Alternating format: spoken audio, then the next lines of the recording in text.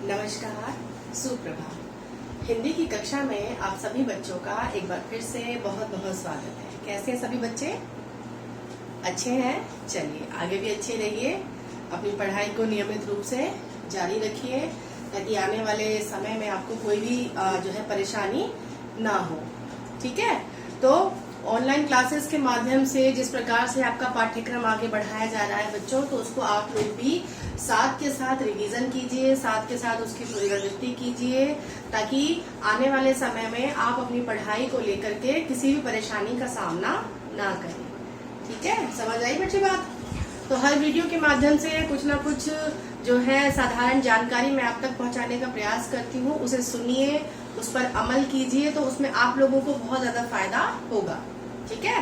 परीक्षा देने में प्रॉब्लम नहीं आएगी और जो सॉल्यूशंस होते हैं, जो हल होते हैं परीक्षाओं के, उसमें परेशानी नहीं आएगी आपको। ठीक है? चलिए, तो जैसे कि आप जानते हैं बच्चों, पिछली वीडियो में हमने एक पाठ पढ़ा था उपसर्ग के बारे में। ठीक है? तो वो क्या होता है उपसर्ग, बताइए जल्दी से।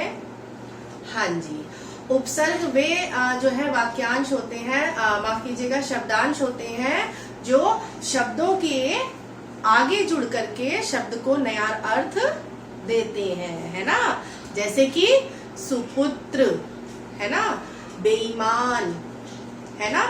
तो इस तरीके से शब्दों के जो आगे शब्द लगते हैं वो होते हैं उपसर्ग। यही हमने पढ़ा था, इसी के हमने एग्जाम्पल भी पढ़े थे, उदाहरण पढ़े थे हमने। चलिए, तो आज का जो हम पाठ शुरू कर रहे हैं बच्चों वो है प्रत्यय।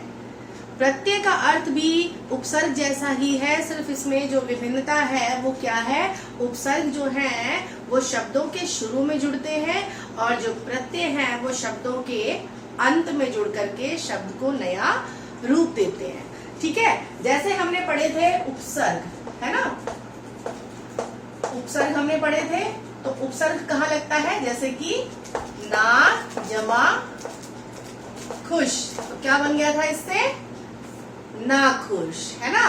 तो ये हमने कहाँ लगाया? खुश के आगे, यानी कि हमने अपने मूल शब्द से आगे इसका प्रयोग किया, तो ये बन गया था हमारा उपसर्ग। इसमें मूल शब्द क्या है हमारा?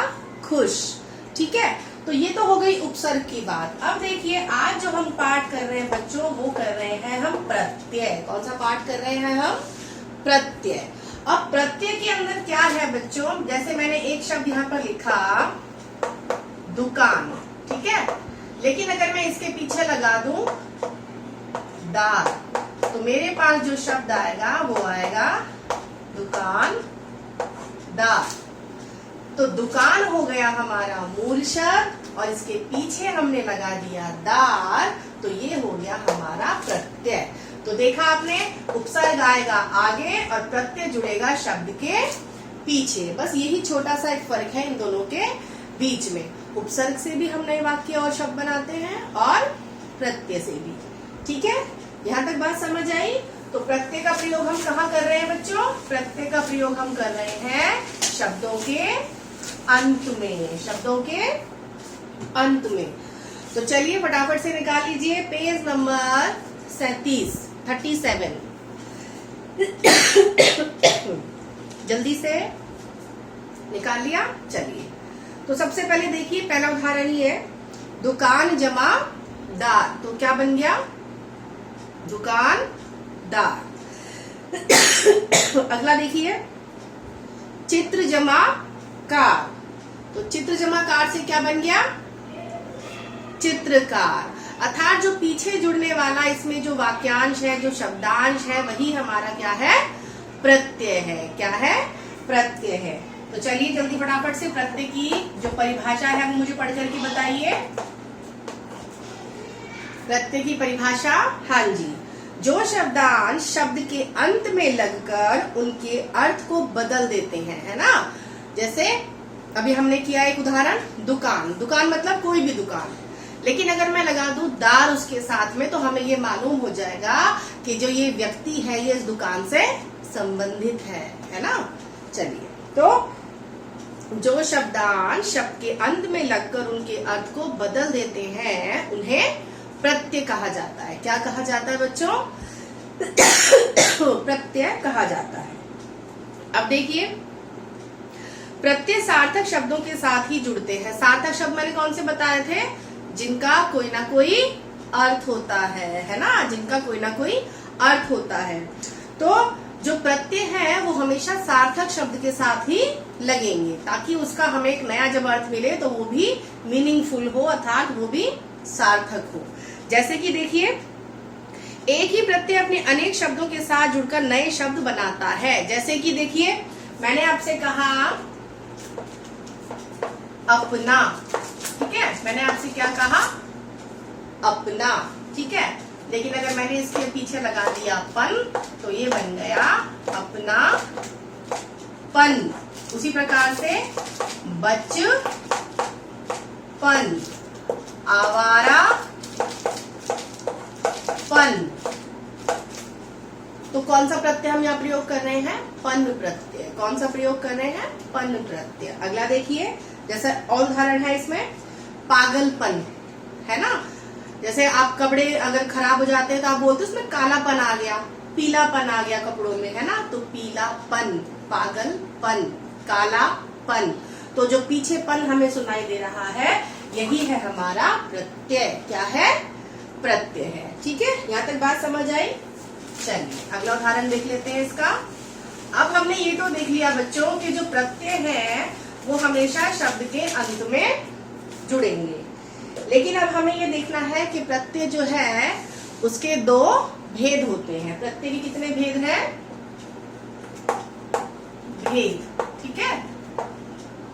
ये देखिए, प्रत्यय के दो भेद होते हैं। कितने भेद होते हैं बच्चों? दो भेद होते हैं। एक है कृत प्रत्यय। कौन सा है? कृत प्रत्यय, ठीक है। कृत मतलब कोई भी काम का होना या फिर करना। अगला है ततधित प्रत्यय। ततधित प्रत्यय, ठीक है। तो प्रत्यय के ये दो भेद होते हैं। इनके नाम से ज्यादा आपको घबराने की जरूरत नहीं है। जब आप इसका प्रयोग अपने वाक्यों में करेंगे तो ये बहुत आसान है, ठीक है। तो पहला हम आज पढ़ेंगे इसमें कृत प्रत्यय। क्या पढ़ेंगे? कृत प्रत्यय। अब देखिए इसकी परिभाषा देखिए। जो प्रत्यय क्रियाओं या धातुओं के साथ जुड़ जाते हैं। कृत मतलब होता है बच्चों किसी भी काम का करना या फिर होना, ठीक है। किसी भी काम का करना या फिर होना। जैसे कि कृत प्रत्यय में देखिए, जैसे मैंने आपको कोई बोला, कुछ भी शब्द बोला, मैंने बोल दिया आपको चल, या मैंने बोल दिया आपको खा, या मैंने आपको बोल दिया जा। हम सभी जानते हैं क्रियाएं। खा मतलब खाना, जा मतलब जाना, चल मतलब चलना, है ना। लेकिन इसमें क्या अभी ना लगा हुआ है? नहीं लगा हुआ, यानी कि ये क्रिया जो है पूर्ण रूप से हमें स्पष्ट नहीं है। लेकिन हम ये जानते हैं कि ये मूल क्रिया या फिर मूल धातु है, यानी कि ये कुछ ना कुछ काम है ना। चलना भी एक काम है, खाना भी एक काम है, जाना भी एक काम है। तो अगर मैं इन सब में लगा दूं ना, तो ये बन जाएगा चलना। मैं लगा दूं खा के साथ ना, तो ये बन जाएगा खाना। अगर मैं लगा दूं जा के साथ ना, तो ये बन जाएगा जाना। तो देखा आपने किस प्रकार से जो प्रत्यय है ये कृत प्रत्यय मूल शब्द में, मूल शब्द मैंने बताया था आपको। मूल शब्द मतलब मेन वर्ड या फिर मुख्य शब्द हमारा जो है, तो उसके साथ हमने ना लगा करके इसे कृत प्रत्यय के रूप में परिवर्तित कर दिया। तो हमें क्या मिल गई? एक क्रिया मिल गई। क्या मिल गई? क्रिया मिल गई, ठीक है। चलिए अगला उदाहरण और देख लेते हैं इसके। और उदाहरण देख लेते हैं। उदाहरण जब आप करेंगे तो आपको समझ में आ जाएगा, ठीक है। अब देखिए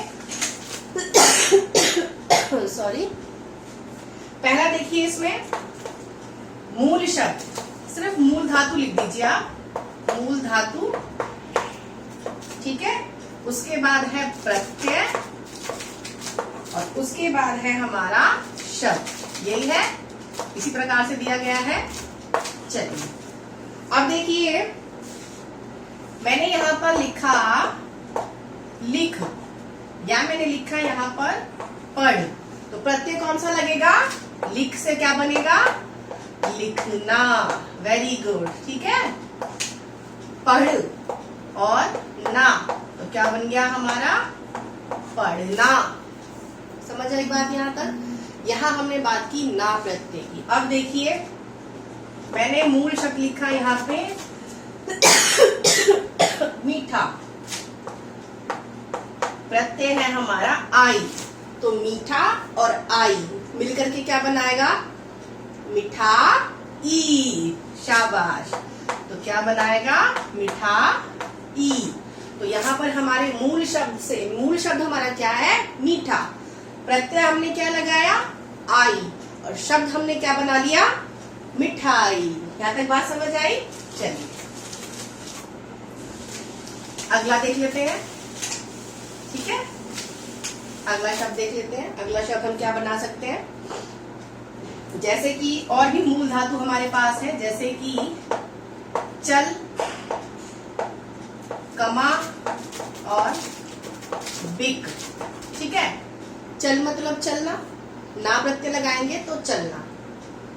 कमाना मतलब अर्निंग करना, और बिक मतलब कोई भी चीज को बेचना। अब इसमें हम प्रत्यय कैसे प्रयोग कर सकते हैं? चल में हम ना लगा देंगे तो चलाना, बिकना, कमाना, ये ना प्रत्यय से बन जाएंगे।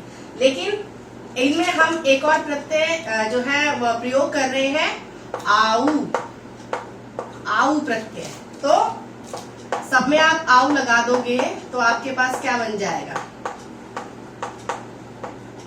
ये देखिए, ध्यान से देखेंगे सभी बच्चे। चल, चलाऊ, है ना? जैसे कि अगर मैं आपसे कोई सामान पूछूं कि हाँ मैम है तो, लेकिन काम चला हुआ है, बोलते हो ना ऐसे? बोलते हो काम चलाऊ, मतलब बहुत अच्छी चीज नहीं है लेकिन काम आपका हो जाएगा। ठीक है, तो ऐसी वस्तु को हम क्या कह देते हैं? काम चलाऊ। तो ये वही वाला चला हुआ है ना? अब देखिए कमा और ऊ क्या बन गया? कमाऊ, है ना? बहुत कमाऊ बेटा है हमारे तो चाचा जी का, बहुत कमाऊ बेटा है। कमाऊ मतलब बहुत अच्छा कमाने वाला, कमाऊ बेटा।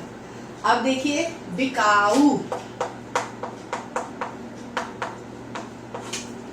यह मकान 3 महीने से बिकाऊ है। बोलते हैं ऐसा, पढ़ा है ऐसा बोर्ड पे, कहीं ना कहीं पढ़ा है ना? पढ़ी इस तरीके की चीजें। तो देखा आपने किस प्रकार से शब्दों के पीछे लगने वाले जो शब्दांश होते हैं वे शब्द को किस प्रकार से नया रूप दे देते हैं। क्या दे देते हैं? नया रूप दे देते हैं। अब देखिए अगला, देखिए ओढ़ और चट, यानी कि इसमें हमने लगाना है नी प्रत्यय। तो ओढ़ से क्या बन जाएगा? ओढ़नी। चट से क्या बन जाएगा? चटनी। ठीक है, चलिए अगले पेज पे देखिए। अगले पेज पे देखिए सॉरी, 5वां शब्द है हमारा चाह। चाह मतलब किसी भी चीज की चाहत रखना, तो चाह से बन गया चाहत। खप से बन गया खपत। तो कौन सा प्रत्यय प्रयोग किया यहाँ हमने? त प्रत्यय। ठीक है, चलिए अगला देखिए भूल और धूम, और प्रत्यय हमें दिया गया है अक्कड़। तो भूल से, मेरी फ्रेंड है ना बड़ी भुलक्कड़ है, भुलक्कड़। तो भूल और अक्कड़, शब्द क्या बना? भुलक्कड़। अगर कोई बच्चा सारा दिन घूमता रहता है तो क्या कहते हो? मैम ये बड़ा घुमक्कड़ है। तो घूम जमा अक्कड़, तो क्या शब्द बना हमारा? घुमक्कड़। समझ आई बात यहाँ तक? चलिए अगला देखिए। आई प्रत्यय मैंने आपको बता दिया है, पढ़, लिख और लड़। तो क्या बनेगा आई से? पढ़ाई, लिखाई और लड़ाई। चढ़ से चढ़ाई, बुरा से बुराई। ठीक है, अगला है सुन, बोल और कह। तो सुनना, बोलना, कहना, या फिर सुनता, बोलता, कहता। तो ना और ता प्रत्यय यहाँ पर प्रयोग हो रहे हैं। यहाँ तक बात समझ आई? अच्छे से समझ आई? चलिए आगे आने वाले जो प्रत्यय हैं उन्हें भी आप ध्यान पूर्वक पढ़ लेंगे। जैसे कि है देखिए थर थर, घबरा और फुसफुस। ये भाव है ना? लेकिन जब इन भावों को हम महसूस करते हैं, हम क्या कहते हैं? मुझे घबराहट हो रही है। तो घबराना और आहट, तो घबराहट, है ना? फुसफुसाहट। समझ आई बात यहाँ तक? तो पीछे लगने वाले जो शब्दांश होते हैं वे होते हैं हमारे प्रत्यय। क्या होते हैं? प्रत्यय। तो इसके उदाहरणों को आप बहुत अच्छे से याद कीजिएगा, एक बार पढ़िएगा, तब आपको बहुत अच्छे से समझ में आ जाएगा। ठीक है, चलिए तो आज की वीडियो में इतना ही। बहुत बहुत धन्यवाद बच्चों।